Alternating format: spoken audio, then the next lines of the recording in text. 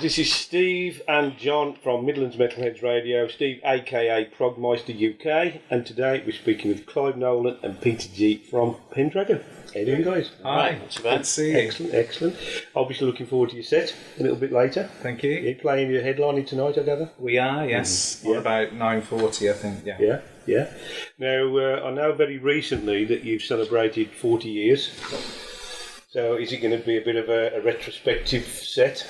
Well, we've just done 3 concerts, which were the 40-year anniversary gigs, where we treated the audience to over 3 hours of music, which took a bit of preparation. Tonight is a little bit more of a best-of. So, I mean, we're still celebrating 40 years, but I mean, the gig itself is just a Pendragon gig with hopefully a good mixture of material in there. Okay, because I know I interviewed Nick, I think it was a few HRH Progs ago, and he was saying then that you guys were working on a new album then. Right. Have we got any news on... Is that the new, this latest new album? Yeah, because I think... Was it mainly Climb Mountains? No, it was after that. After that? Okay. Yeah. Okay, well, it's still work in progress. I mean, we listened to some of that while we were rehearsing and, the demos and whatever, and I think it's getting close. It'll be out next year. Yeah, there you go. Yeah, he's probably got about 2/3 of the material now. Okay. And so we've played around with a few ideas. So that'll come out for your 41st anniversary. Well, the thing is, there's 2 kind of projects in on the go. There's obviously the new album, but also there's this special 40th anniversary package that's coming out. So basically, we've recorded the concerts we did. So there will be a live double album, triple album, or whatever it needs to be, plus certain re-recorded, remixed albums, isn't it? Yeah, so the remixes of the World album and also Men Who Climb Mountains album. A brilliant cover done by Simon Williams, who did all the Pendragon covers in the 80s and 90s. It's all being done in one of those big sort of album-style books. Okay. So it'll look fantastic, and a lot of work's gone into it, and a lot of work still to go. The reality is, I think that'll be out in about May. But meanwhile, Nick is working on the new album, and I mean, I can't really be sure, but I would say towards the end of the year, Okay. that'll be out. It's well on the way. So this 40th anniversary live release, is that going to be on compact disc, or are you going to satisfy the vinyl lovers out there with some... I actually don't. Well, to be fair, if it became a vinyl package, I suspect there'd be about 7 or 8 discs in there. Yeah, I think people would buy that. I can guarantee. Well, it may be somewhere down the line. I think the initial package is going to be CD, and we'll see how it goes, because it's quite a big package and it's going to be quite expensive to make. It'll be limited edition. Yeah. If it flies out the door, I've no doubt Nick will start to think about that. Yeah, he might be able to do the live album part of it as vinyl. Yeah, maybe. We'll see how the CD package goes, but it'll be a nice package. Where was the live gig recorded? We've recorded all 3 of the concerts. We played one in London, one in Zoetermeer in Holland, and one in Prechteln in Switzerland. So we did the 3 gigs and we recorded them all. And the reality is, we might take the best performances from the different nights. Okay. Maybe. I'm not sure what the plan is yet.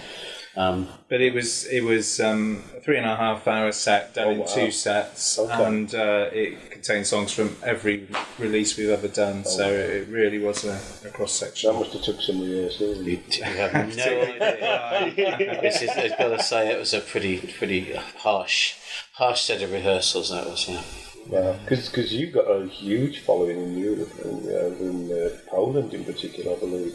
Yeah, we've been going over to Poland since the early 90s and recording DVDs over there, and I think one tour we did about 7 shows in Poland, week's worth of shows just in Poland.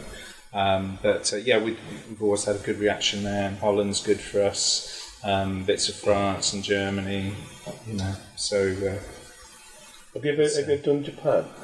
Yes, we can say that now. We can say that. We went out last year and we did 1 gig in Japan, and that was a fantastic experience. I mean, it's a hell of a flight, 14 hours. The journey's grim, and we were doing a real sniper action where we literally flew out, pretty much did the gig the next day, and then flew back again. So it was quite harsh. Jet lag's pretty bad. Because they're huge into prog over in Japan. Well, it was our first attempt, it was a small gig. It was a great gig. I really enjoyed it, and they looked after us fantastic. exactly. And it'd be nice to go again, I think. Yeah, I think the plan is to go back there at some stage, but maybe in a couple of years or something. Was that the first time you've been over there? Yeah. Yeah, I mean, it's we've been It's a shock to the senses. talking to them for several years, but it's just finally happened.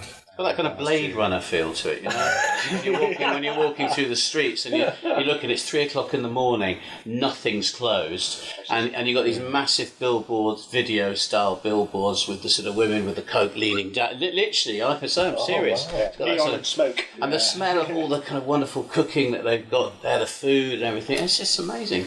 And literally, I mean, I think because our hours were so out, obviously, I think Nick and Rachel went souvenir shopping at 4:30 in the morning or something. It was just, why not? You know, everything's open. Yeah. So that was, it was great. Superb. So that was Japan.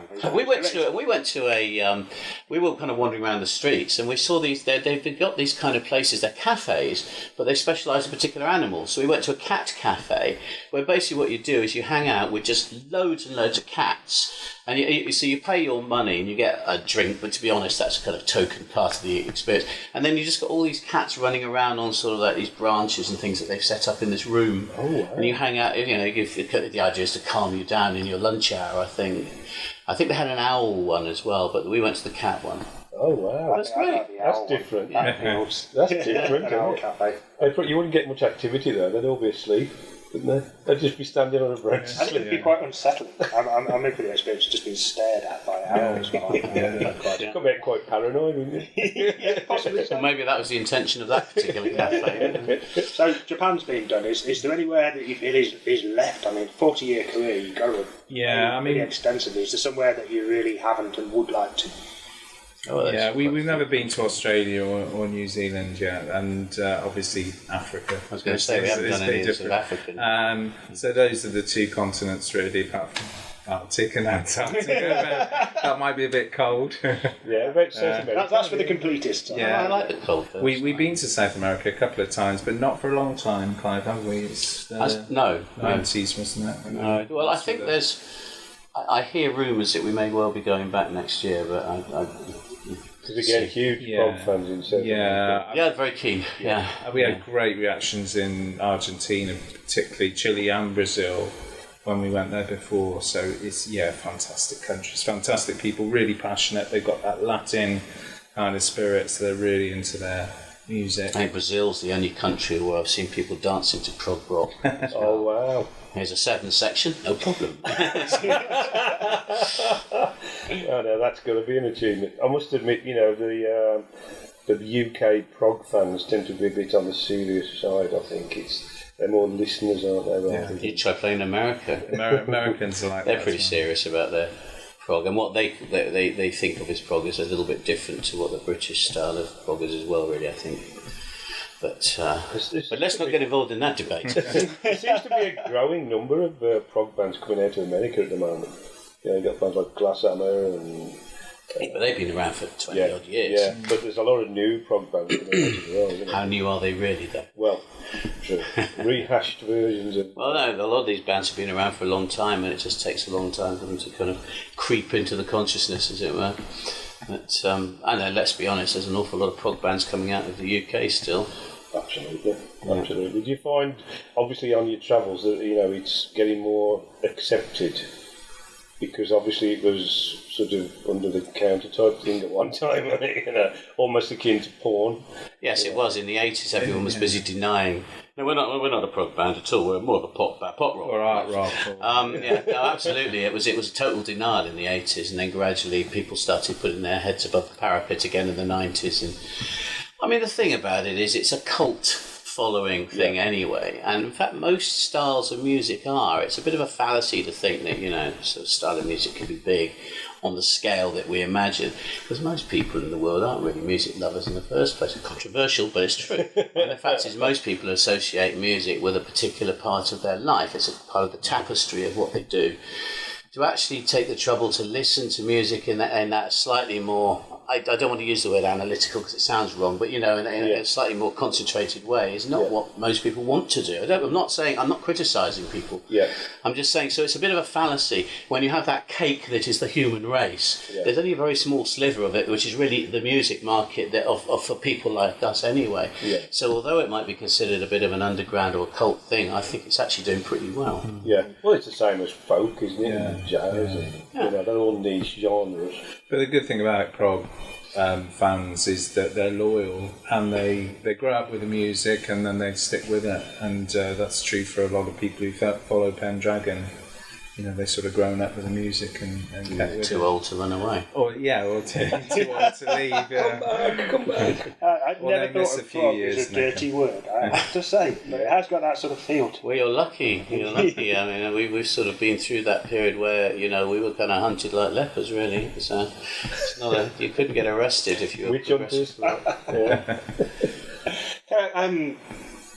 It's interested myself, the 40th anniversary thing, going back to that, and you mentioned a remix project. Is that you reworking the material? Have you got other people in doing interpretations? We've the last 3 years we've had a new drummer, Vincent Van Velasco, and he's re-recorded the drums on the World and Many Climb Mountains album, and Nick also wanted to remix. We had to re-record some of the keyboard parts on the World because we had to transfer it over from multi-tape onto Pro Tools so it would be digital. But so some of the keyboards were lost and had to be replaced. So that's part of this package, which hopefully will come out around April-May time next year and be ready for that. So it should be a good mix, good production on it. Because you've been through a few drummers, haven't you? we have. One of them is actually with us. Well, not with us, but with the because Fudge is playing one of the bands in Time Collider. It's just one of those things, really. I think bands, some bands other bands get through vocalists or whatever, but with Pendragon, it seems to be a thing. Then they explode. Yeah, no, it's good to see Fudge back playing again. Absolutely. And good to meet him again. So. Yeah, excellent. Well, guys, it's been absolutely wonderful speaking to you. I wish you all the best with the set later. We hope to catch you when you hit stage 1 at 9:40. 9:40, yeah. So finishing proceedings. Yeah. Thanks a lot, guys. Fingers crossed, yes. Thanks for having us. Nice to see you again. All the best. Cheers, Steve. Nice to meet you guys. Cheers.